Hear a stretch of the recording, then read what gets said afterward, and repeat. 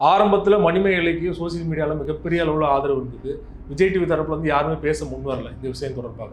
ஆனா போக போக பார்த்தீங்கன்னா, விஜய் டிவில இருக்கிற முக்கியமான ஆர்டிஸ்ட் எல்லாருமே பிரியங்கா அவர்களுக்கு ஆதரவாவும், மணிமேகலை அவர்களுக்கு எதிராகவும் பேசிட்டு வரத நம்ம பார்க்க முடியுது. பிரியங்கா அந்த டிவியில் எவ்வளோ ஸ்ட்ராங்காக இருக்காங்கங்கிறது அவங்களுக்கு தெரியும். அப்போ பிரியங்காவையும் பகச்சிக்க வேண்டாம். விஜய் டிவிலேருந்து வெளியேறின மணிமேகலை எதிர்ப்பது என்ன தவறுங்கிற ஒரு இடத்துக்கு நிற்கிறாங்க அவங்க. ஸோ அதனால் அவங்களே அறியாமல் அதை பண்ணாங்களா, அல்லது யாராவது சொல்லி நீங்கள்லாம் பேசுங்க. பிரியங்காக்கு ஆதரவாக பேசுறாங்களே தவிர, பிரியங்கா ஏன் பேச முன் வர மாட்டாங்கன்னு நினைக்கிறீங்க? அவங்க வெளிநாட்டிலே இருந்தாலுமே சோசியல் மீடியாவில் ஒரு போஸ்டாவது போட்டுக்கலாம் இல்லையா? இது தொடர்பாக என் தரப்பு விளக்கம் இதுதான் சொல்லிட்டு ஏன் பண்ணலன்னு நினைக்கிறேன். இல்லை, அவங்க ஒருவேளை என் லெவலுக்கு மணிமேகலையெல்லாம் ஈக்குவல் இல்லைன்னு நினச்சிருக்கலாம். இப்போ எப்போவும் அதே போல் மணிமேகலையும் அவருடைய கணவர் ஹுசைன் அவர்களும் வீடியோவில் வெளிப்படையாக போட்டிருந்தாங்க. வேற குறிப்பிடல, ஆனால் சொம்பதுவி காமிச்சு ஒரு பதிலடி மாதிரி கொடுத்துருந்தாங்க இல்லையா? அது ஒரு சரியான அணுகுமுறை நினைக்கிறீங்களா? திட்டமிட்டு ஒரே நாளில் தொடர்ந்து அடுத்தடுத்து பல பேர் பேசுகிறாங்கன்னா அப்போ அதுக்கு பின்னால் இருக்கிற அரசியல் அவங்களுக்கு தெரியும்ல. அப்போ வேறு வழி இல்லை, எல்லாருக்கும் சேர்த்து ஒரு பதிலை அவங்க சொல்கிறாங்க. அதுக்கப்புறமாவது இவங்க அமைதியாக இருந்தணும். சகிலா அவர்கள் பிரியங்காக்கு ஆதரவாக பேசுறேன்னு சொல்லிட்டு மணிமேகலே ஓடி போய் கல்யாணம் பண்ணவங்க தானே. ஓடி போய் கல்யாணம் பண்ணிக்கிட்டு தானேங்கிற வார்த்தை இருக்குல்ல, அது ரொம்ப ரொம்ப அநாகரிகமானது. அப்போ காதல் கல்யாணம் பண்ணிக்கிட்டவங்க எல்லாருமே தவறானவர்களா அப்படிங்கிறது இருக்கு இல்லையா? இப்போ காதல் கல்யாணம்ங்கிறது காலகாலமாக இங்கே நடந்துகிட்டு இருக்கு. காதல் திருமணத்துக்கு ஆதரவாக மிகப்பெரிய தலைவர்கள்லாம் இங்கே பேசியிருக்காங்க. அப்படி இருக்கும் பொழுது பிரியங்கா தேஷ்பாண்டே அப்படிங்கிறது ஒரு ஜாதி பேர் தான். நீங்க எப்படி அதெல்லாம் இங்க இருக்கிற ஒரு கவுண்டரோ, ஒரு நாடாரோ, ஒரு வன்னியரோ, ஒரு தலித்தோ ஒரு வெளிப்படையா சொல்ல முடியுமா பேர ஜாதிக்கு பின்னாடி அப்படிங்கிற ரீதியில ஒரு விமர்சனம் கிளம்பிடுது இல்லையா? நீங்க எப்படி பாக்குறீங்க? இது போன்ற எக்ஸ்க்ளூசிவான வீடியோக்களை தொடர்ந்து காண மீடியா சர்க்கிள் சேனலை சப்ஸ்கிரைப் பண்ணுங்க.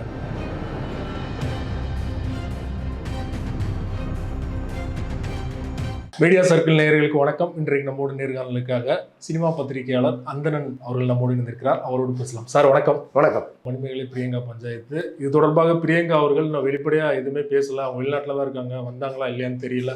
அது ஒரு புறம் இருந்தாலும் ஆரம்பத்தில் மணிமேகலைக்கு சோசியல் மீடியாவில் மிகப்பெரிய அளவில் ஆதரவு இருந்தது. விஜய் டிவி தரப்புல யாருமே பேச முன் வரல இந்த விஷயம் தொடர்பாக. ஆனால் போக போக பார்த்தீங்கன்னா, விஜய் டிவியில் இருக்கிற முக்கியமான ஆர்டிஸ்ட் எல்லாருமே பிரியங்கா அவர்களுக்கு ஆதரவாகவும், மணிமேகலை அவர்களுக்கு எதிராகவும் பேசிட்டு வரத நம்ம பார்க்க முடியுது. இது தொடர்பாக மணிமேகலை அவர்களுமே ஒரு வீடியோவில் ஒரு சொம்பு தூக்கி காமிச்சு சொம்பு தூக்குறாங்க இவங்களாம் அப்படின்னு பட்ட வெளிச்சமாக வெளிப்படையாக பதிலடி கொடுத்துட்டாங்க. நீங்கள் எப்படி பார்க்குறீங்க? இல்லை, சண்டைங்கிறது அவங்க ரெண்டு பேருக்குமானது. இப்போ நடுவில் சில பேர் உள்ள இவங்களுக்கு ஆதரவாகவோ அல்லது அவங்களுக்கு ஆதரவாகவோ பேசுறதுங்கிறது சரியில்லாத ஒரு விஷயம். ஆக்சுவலாக என்ன நடந்ததுன்னு என்ன சொல்லலாம், அதில் ஒன்றும் தவறில்லை. ஆனால் முழுக்க முழுக்க பிரியங்காவுக்கு சப்போர்ட் பண்ணி பேசும்பொழுது அதில் ஏதோ ஒரு உள்நோக்கம் இருக்குங்கிறத நம்மளால் புரிஞ்சுக்க முடியுது. என்ன காரணம் அப்படின்னா, இப்போ இவங்க எல்லாமே தொடர்ந்து விஜய் டிவியில் இயங்க போகிறவங்க, ஏற்கனவே இயங்கிட்டு இருந்தவங்க, மீண்டும் அதில் தொடர போகிறவங்க. அப்போ பிரியங்கா அந்த டிவியில் எவ்வளோ ஸ்ட்ராங்காக இருக்காங்கங்கிறது அவங்களுக்கு தெரியும். அப்போ பிரியங்காவையும் பகச்சிக்க வேண்டாம். விஜய் டிவிலேருந்து வெளியேறின மணிமேகலை எதிர்ப்பது என்ன தவறுங்கிற ஒரு இடத்துக்கு நிற்கிறாங்க அவங்க. ஸோ அதனால் அவங்களே அறியாமல் அதை பண்ணாங்களா, அல்லது யாராவது சொல்லி நீங்கள்லாம் பேசுங்க அப்படின்னு சொன்னதுனால அது நடந்துச்சான்னு தெரியல. வரிசையாக பிரியங்காவுக்கு ஆதரவாக நிறையா வந்திருக்கு. எப்போவுமே ஒரு விஷயம், ஒரு சம்பவம் நடக்கும்போது ரெண்டு தரப்புலையும் நியாயம் இருக்கும், அநியாயமும் இருக்கும். இதில் யார் பேசுகிறது நியாயம் அநியாயங்கிறத மக்கள் தான் தீர்மானிக்கணும். தொடர்ந்து பேசிகிட்டு இருக்காங்க. பார்ப்போம் யார் மக்கள் யார் பக்கம் நிற்கிறாங்கங்கிறது ரொம்ப முக்கியமாக இருக்குது. மக்கள் ஆதரவு யார் பக்கம் அதையும் தாண்டி வெளிப்படையாக மணிமேகலை அவர்கள் பேசிட்டாங்க இந்த இஷ்யூ தொடர்பாக.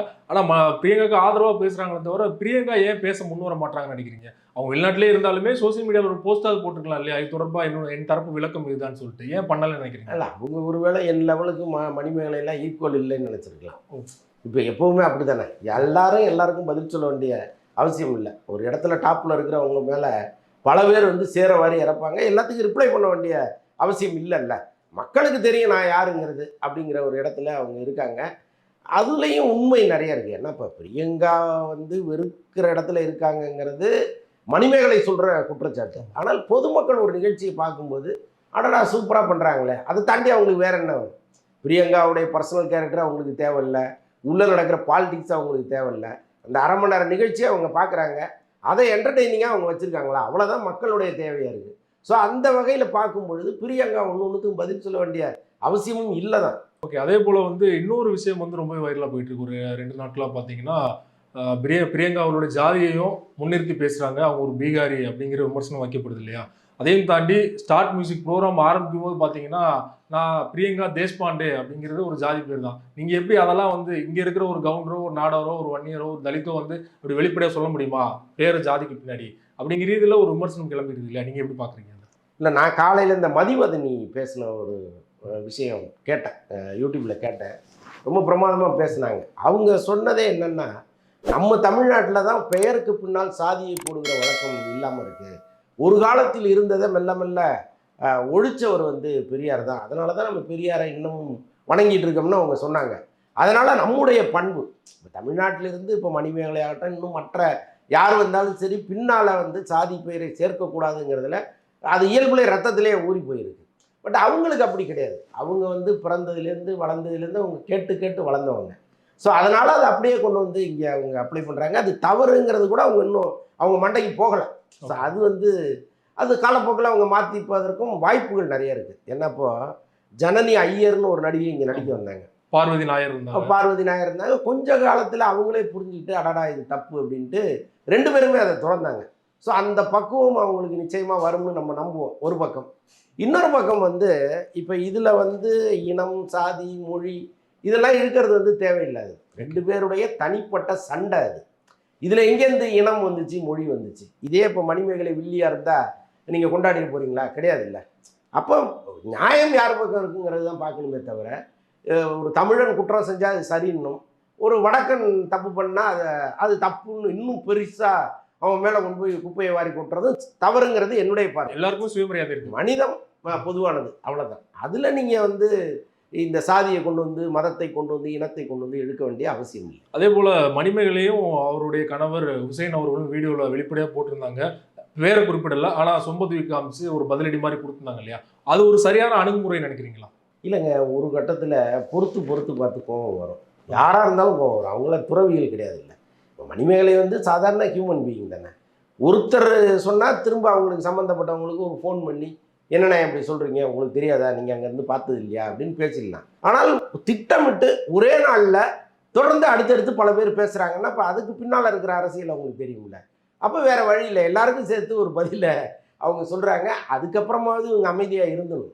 ஏன்னா சப்போர்ட் பண்ணோம், அதோட விட்டுட்டு போகணும். அதை தொடர்ந்து மீண்டும் மீண்டும் சண்டைக்கு நிற்கிறதுங்கிறது வந்து இந்த பிரச்சனையை வந்து ஆறப்போடவே கூடாது. அது மட்டும் இன்னும் வளர்ந்துட்டே இருக்கும். அவங்க பேர் சொல்லி யாரும் சொம்பு அப்படின்னு சொல்லாட்டினாலுமே குறைசி அவர்கள் இதற்கு வந்து பதில் கொடுக்குற மாதிரி சொல்லியிருக்காரு. ஒரு ஒரு எல்லை இருக்குது, என் மூக்குக்கு வரதா நீங்க அந்த மாதிரி ஏதோ ரிலேட்டடா அவர் பேசியிருந்தாரு. நண்பர்களா தொடர முடியாது இப்படியே நீங்க போனீங்கன்னா அப்படிங்கிற இதுல பேசியிருக்காரு இல்லையா? இல்லை, எல்லாருக்குமே தெரியல, நம்மளை தான் சொல்றாங்க. ஏன்னா யாரெல்லாம் பிரியங்காவுக்கு ஆதரவா பேசுனாங்களோ அவங்க எல்லாருக்கும் பொதுவாக தான் அதை சொல்றாங்க. யாரும் சொல்லல, இவர் மட்டும் பதிலடி கொடுக்குறாரு. அதனால ஏன்னா உங்களுடைய சுதந்திரம் என் மூக்கு வரைக்கும் தான் சொல்றாருல்ல, அப்படி உள்ள ஒரு பேசாமலே இருந்தணும் இந்த விஷயத்தை இல்லையா? பேசும்போது தானே இந்த பிரச்சனையே வருது.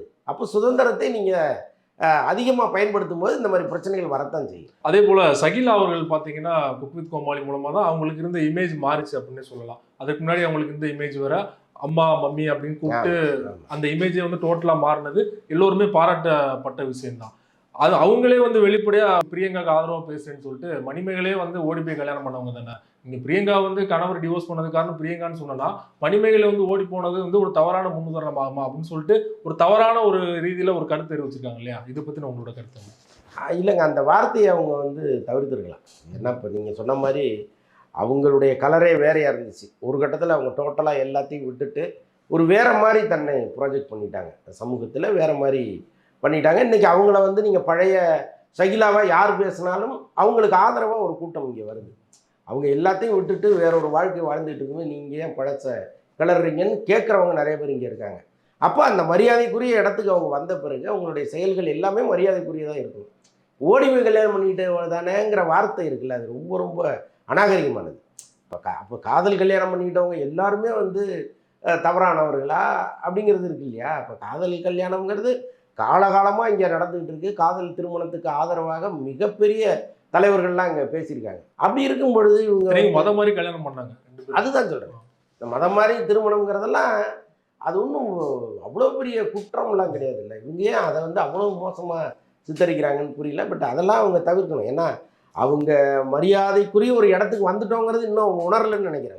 அதே போல இன்னும் சிலர் பாத்தீங்கன்னா இந்த இஷ்யூல 2 பேருமே நடக்கிறது டிராமா அப்படிங்கிற குரலும் தொடர்ச்சியா வந்துட்டு இருக்குது. இல்லை அதெல்லாம் அதுக்கு வாய்ப்பே கிடையாது. ஏன்னா மணிமேகலை தொடர்ந்து விஜய் டிவியில் இருக்காங்கன்னா அதில் ஒரு அர்த்தம் இருக்குது. அவங்க இங்கே இல்லை, எதிர்காலத்துலேயும் வரப்போகிறதில்ல. ஏன்னா இவ்வளோ பிரச்சனைக்கு பிறகு விஜய் டிவி அவங்கள பக்கத்துலேயே சேர்க்காது. ஸோ அப்படி இருக்கும் பொழுது அவங்களுடைய டிஆர்பிக்கு இவங்க கடந்து இதுக்கு உடைக்கணும். அப்படி இருக்கிறதுக்கு வாய்ப்பே கிடையாது. விஜய் டிவி பக்கத்துலேயே சேர்க்க வாய்ப்பே இல்லைன்னு சொல்றீங்க இல்லையா? அப்போ அடுத்து அவங்களோட நோக்கம் என்ன? சன்ல போறதா இருக்கும். எப்பவுமே ஆப்போசிட்டாக யாரோ அங்கே தானே போவாங்க. ஆரம்பத்துல வந்தாங்க, அதுதானே நடக்கும். இப்போ அவங்களே சும்மா இருப்பாங்களா என்ன? இந்த ஃபேமை வச்சு அவங்க கூப்பிடுவாங்க, வாங்க நம்ம நிகழ்ச்சி பண்ணலாம். இவங்க சும்மா இருந்தால் கூட வாங்கன்னு அவங்க கூப்பிடுவாங்கல்ல. அதுதான் நம்ம பார்க்குறோம். ஒன்றும் இல்லை, ஒரு 2 அரசியல் கட்சி இருக்குது. ஒரு கட்சியிலேருந்து ஒருத்தர் வெளியேற்றப்படுகிறாருன்னா அவர் வேற வழி இல்லாமல் எங்கே போய் சேருவாருங்கிறது தெரியுமில்ல எல்லாருக்கும். ஸோ அதுதான் ரைட் சார். அதே போல குக்வித் கோமாளி ஆரம்பத்தில் இருந்த சீசன்கள்லாம் வந்து நல்ல வரவேற்பு பெற்றது. இந்த சீசன் வந்து முக்கியமான நபர்கள் வெளில போயிட்டாங்க, அது மேனேஜ்மெண்ட் மாறிச்சு. அதெல்லாம் மாறினதுக்கப்புறம் இதுலேயே கொஞ்சம் தொய்வு இருந்தது. இப்போ மணிமேகலை வேற ஒரு பஞ்சாயத்தை கிளப்பிட்டு போயிட்டாங்க இல்லையா? அடுத்து வர சீசன்லாம் வந்து எதிர்பார்ப்பு இருக்குன்னு நினைக்கிறீங்களா? வரவேற்பு இருக்குன்னு நினைக்கிறீங்களா? நான் பொதுவாக சொல்லணும்னா நான் அந்த நிகழ்ச்சியை பார்க்கறது இல்லை. ஓகே. ஆமாம், நான் வந்து நீயா நான் பார்ப்பேன். பிக் பாஸ் எப்பயாவது அப்படி போக வரும்போது பார்ப்பேன். இந்த மாதிரி நிகழ்ச்சியும் சும்மா அப்படி ஜஸ்ட்டு போகும்போது பார்ப்பேன், அவ்வளோதான். வீட்டில் பார்த்துட்டு இருப்பாங்க. இப்போ அவங்கள்ட்ட கூட நான் சில நேரம் ரொம்ப முக்கிய ஜோக் அடிச்சிட்டு இருக்காங்க, இதுக்கு விழுந்து விழுந்து சிரிக்கிறீங்களேலாம் நான் கேட்டிருக்கேன். அந்த அளவோட தான் நம்ம அதை பார்க்குறது. அதனால் முழுசாக நம்ம பார்த்தோம்னா இது என்ன தரத்தில் இருந்துச்சு, இப்போ எங்கே தரம் குறைஞ்சிருச்சுங்கிறத நம்ம சொல்ல வரலாம். பட் எனக்கு தெரியாது அது. ஆனால் இப்போ நீங்கள் சொல்கிறத பார்க்கும்போது டிஆர்பி எல்லாம் இறங்கிருச்சு, போர் அடிக்குது அப்படிங்கிறத நம்மளால் புரிஞ்சுக்க முடியுது. ஒருவேளை இதற்கப்புறம் இந்த இவ்வளவு பரபரப்பாக மாறின பிறகு அவங்களே இன்னும் கொஞ்சம் ஸ்கிரிப்ட் எல்லாம் சரியாக பண்ணி இன்னும் கூட வேற ஒரு இதுக்கு கொண்டு வரலாம். பட் தெரியல, ஃபியூச்சரில் தான் தெரியும். ரொம்ப நன்றி சார். உங்கள் நேரத்தை ஒதுக்கி சினிமா சம்பந்தமாக பல அப்டேட்களை எங்களுக்கு கொடுத்தீங்க. தொடர்ந்து கொடுக்கணும். ரொம்ப நன்றி சார். நன்றி.